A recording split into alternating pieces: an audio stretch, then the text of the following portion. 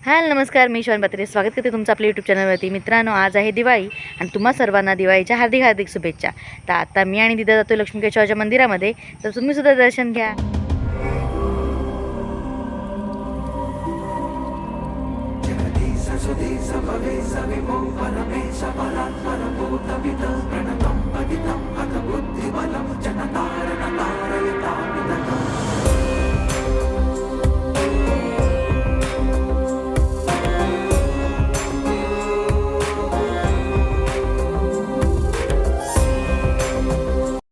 मित्रांनो, आता मी जाते रत्नागिरीमध्ये आणि मी दादा आणि अथर्व जातोय देवदर्शन करायला नवलाई पावणे आणि भैरी बुवाचं. तर आता आपल्याला बघूया कितपर्यंत जमता येते आणि आता मी तुम्हाला डायरेक्ट रत्नागिरीत गेल्यानंतर भेटते.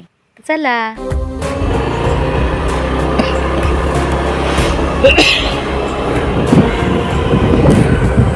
तर मित्रांनो, मी आणि अथर्व आणि पंकज दादा आलो आता रामेश्वराच्या मंदिरामध्ये. तर पहिल्यांदा आलो, तर तुम्ही पण बघा आमच्यावर हे देऊळ कसं आहे ते.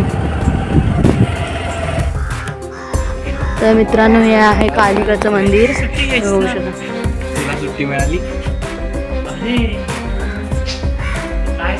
इतका सुंदर गाभारा आहे.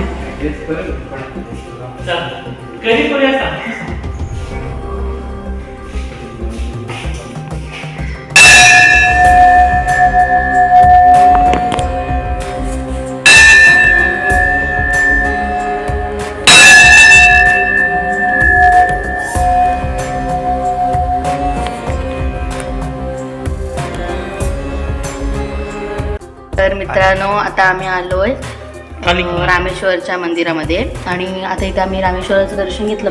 मागे तुम्ही बघाल तर त्याचं मंदिर आहे रामेश्वराचं. आणि आता आम्ही बसलो ते कालिकेचं मंदिर आहे. तर आमचा प्लॅन इकडे येण्याचा नव्हता, खरं तर भैरीला आणि जुगायला जाण्याचं होतं, पण दादाला आमच्या यायला जमलं नाही, म्हणून सुट्टी नाही, तर आम्हाला दादासाठी इकडे यावं लागलं. रामेश्वराच्या मंदिरासमोर एक सुंदर नजर आहे आणि इथून साखरतरचा जो ब्रिज आहे तो सुद्धा दिसतो. तर तुम्हाला सुद्धा तो दाखवते मी आणि तुम्हाला सुद्धा हा नजारा खूप आवडेल. तर हाच आहे तो नजारा, तुम्ही बघू शकता. आता मला कितपत दिसेल माहीत नाही ह्या व्हिडिओमध्ये, पण तो जो समोर दिसतोय तो साखरतरचा ब्रिज आहे आणि खूप सुंदर आजूबाजूला परिसर आहे, तुम्ही बघू शकता. खूप जुनं मंदिर आहे मित्रांनो. हे एक्झॅक्टली माहीत नाही किती वर्ष जुनं आहे ते, पण खूप सुंदर आहे. आता आपण आज जाऊन बघूया.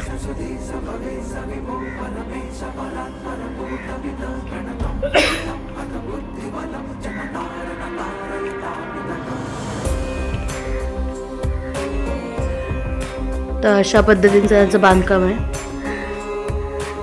लाकडाचं आहे ना दादा हे, सागवानी.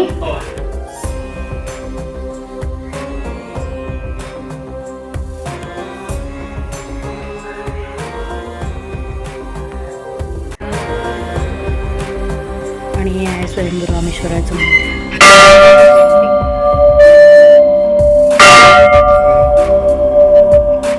आणि ते बघायला गेलात तर इथे एक मोठी अशी घंटा सुद्धा आहे.